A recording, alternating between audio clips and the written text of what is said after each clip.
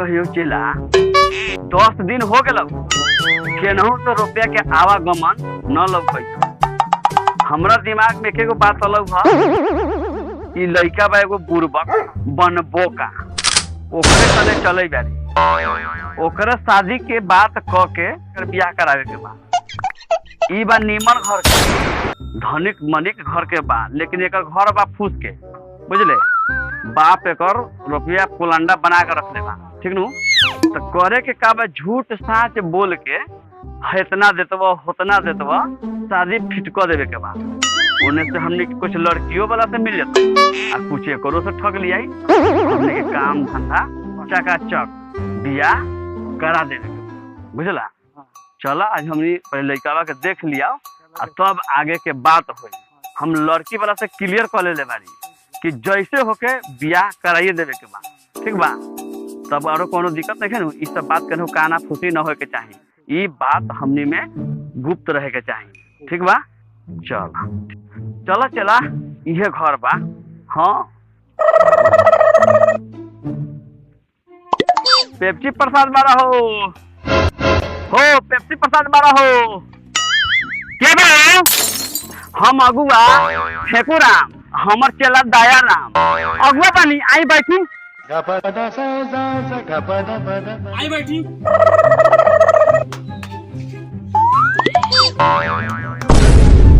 आओ बैठू।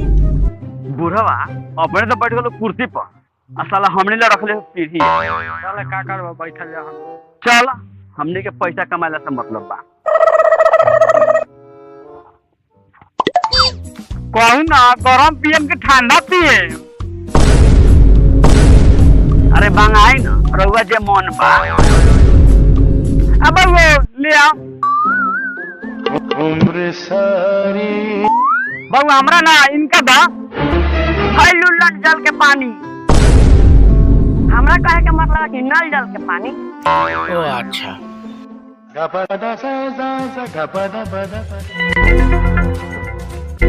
चला तू हो पिलत पानी। रउआ के तो मालूमे होई, अब लेवे दे के बात कर जाओ। हमरा जगह ऐसा पार्टी लेके आयल बड़ी अबकी बार 40 लाख रुपया, एगो 4 चक्का, बुझली। सोना के चैन औठी कपड़ा लाता बर बर्तन जे व्यवस्था खोजब रहुआ आ जैसन खोजे तारी हम वैसन के रिश्ता लेके आयल। उठी उठी रहुआ जितना दे तारी उससे ज्यादा कले देते रहे, हम बियाह न कैली। जाओ जाओ चल चला, यहाँ न हो दाल गले वाला। चल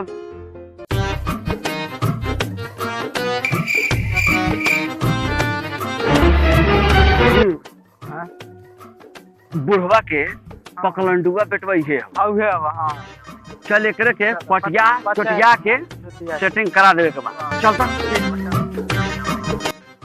ए मर्दे तू एजा बैठल बार, तू एजा बैठ के का करी बार? तोहर शादी ला गिरली बा तोरा घरे, तोहर बाबू इतना न दहेज मंगई हवा, तोहर बियाह न होतवा, बुझला। बुझाई था कि तोरा के रारे मसमात मुँह आइए के छोड़ता। हमर एगो बात मान, चला एगो तांत्रिक बार उनका जगह तोरा के देखिया, न तो तोरा माथा पर राहु केतु शनि बैठल, और सबसे बड़का तो राहु केतु शनि तोहर बाप हो, बुझ गला। ठीक कही बारा हो भाई, हमर बाप साला एक नंबर के दोगला बा, बियाह न हो दे बाप। हम बियाह करा दा, जे पैसा लागी से हम तोरा के दे। देख हमर बात मान, देहिया के दुख आ सेजिया के सुख केहू के बाप के नहीं के मालूम। ए चलते चला हम तोहर बियाह करा दू। एगो तांत्रिक बाबा पारन, चलो उनका से तोरा के देखवा के झड़वा फुकवा दो, तोहर शादी हो जाई। चला हमरा साथ चलो।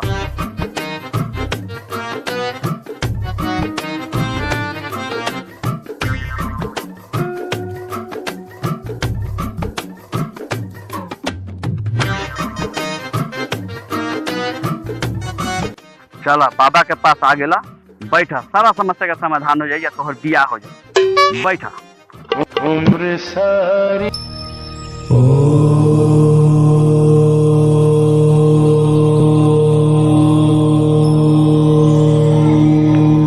बाबा चला आयल बा। मारो लाल मार दूंगा। अरे हमरा कहे के मतलब बा कि दी जनता मारी मनता हो जाओ शादी छू मनता। शाबाश चेला शाबाश, तोरा पर तो सही नाच बा हमरा। जी बाबा, तो करी समस्या का समाधान। बस सब हो गेल, माल मिले वाला बा मोट। हाँ बस सब हो गेल। चल शुरू कर। ओम जंतर मंतर जय होटलाली, तेरा मंतर जाए ना खाली। है बच्चा है खेलने का चीज नहीं है, रखो तो नीचे पहले जल्दी रखो जल्दी। का चला ये का तेका बुरबक बुझाई बा हमरा।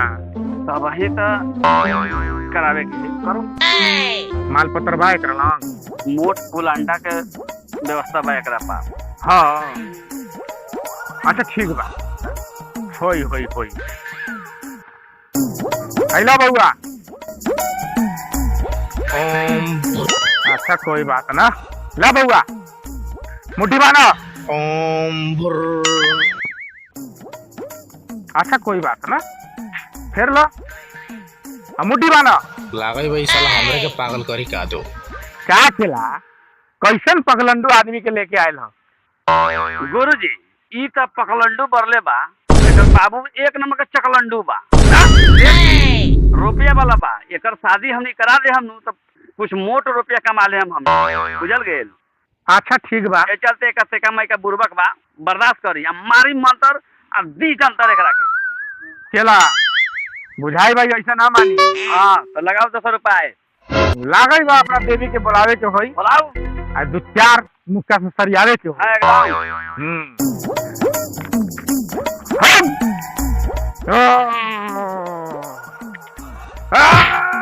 अरे बाप रे बाप, अरे बाप रे बाप।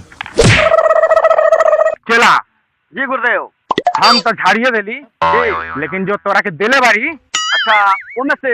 हाँ वही में से ठीक बा, तेका अपना से झाड़ दो तभी नु माल पत्तर घिंचाई। हां हो जते काम। ठीक बा गुरुजी। अच्छा दिया हम झाड़ी तरिया पे इनका के हम। ठीक बा, लो चला।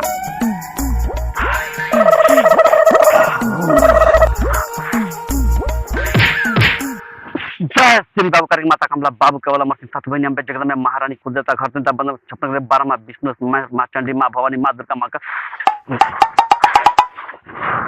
हर हर के देवी परमसान खींच टुमली जागरण मसान खियाले सतो हगाइले प्रधान सतगुरु के संग पार छुटल तो हमरा लाश है ना, छुटल तो हमरा बास है ना। जाओ जाओ चला, तुम आज से ठीक हो जाएगा। जाओ तुम्हारा शादी और ब्याह सब एक दिन में होगा।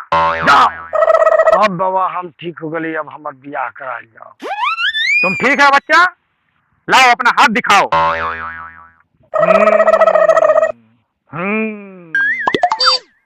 रेखा एकदम सही गलत है, शनि बृहस्पति साथ चलत है। इस रेखा का मतलब भाई बाप तुम्हारा बड़ा कसाई, खुद तो लड्डू चाट रहा है और तेरी शादी काट रहा है। एकदम ठीक बाबा, एकदम ठीक। दोगला बाप हमार शादी नहीं के होए दे। ठीक है बच्चा, जाओ तुम और शादी का तैयारी करो और जितना गाना गुड़िया है लेके आओ। तुम्हारा शादी हम कराएंगे और वही लड़की को चढ़ाएंगे। चलो हम जाए तरी लेके आवे तरी, अपने कहूँ जाल ना जाए। चल गए चला, जल्दी से जा, उड़नी से पूरा मुंह तोड़ के बैठ जा, ठगे का समय आ गया बा। जा जा जल्दी जा। A few moments later. लेके चले लियो बाबा। चला जी गुरुजी। माल तो आ गई, अब बुझाई बा एकर व्यवस्था करे के होई। एकदम जल्दी कर रही है, लपक ली। हाँ इधर तू। हाँ बच्चा, तोहर बियाह तब होई, काहे कि तोरा ला हम पहला ही से एगो कन्या लेके बैठा ले बनी शादी करावेला। खुश बारा नू? हाँ बाबा हाँ ठीक बा, हम जल्दी शादी कराऊ। हेलो बच्चा, अच्छा पकड़ो, मुट्ठी बंद करो, आंख बंद करो। ओम भूर्भुवः स्वः तत्सवितुर्वरेण्यं नियम भर्गो देवस्य धीमहि धियो यो न प्रचोदयात्। आंख बंद करे रहो बच्चा, आंख नहीं खोलना है। और बोलो बाबा की जय, तुम्हारे माता पिता की जय, जय सबकी जय। जय। ऐसे ही बोलते रहो बच्चा, जय जय बोलते रहो बच्चा। जय जय।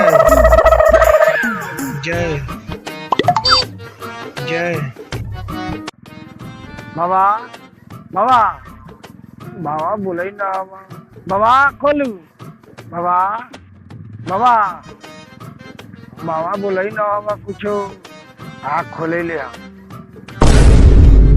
कहाँ गला बाबा बाबा कहाँ गला बाबा अरे बाप हम बाबा पूरा गाना गुड़िया लेके भागे दे बा अब हम का करू बाबू तो मार के ठीक कर दी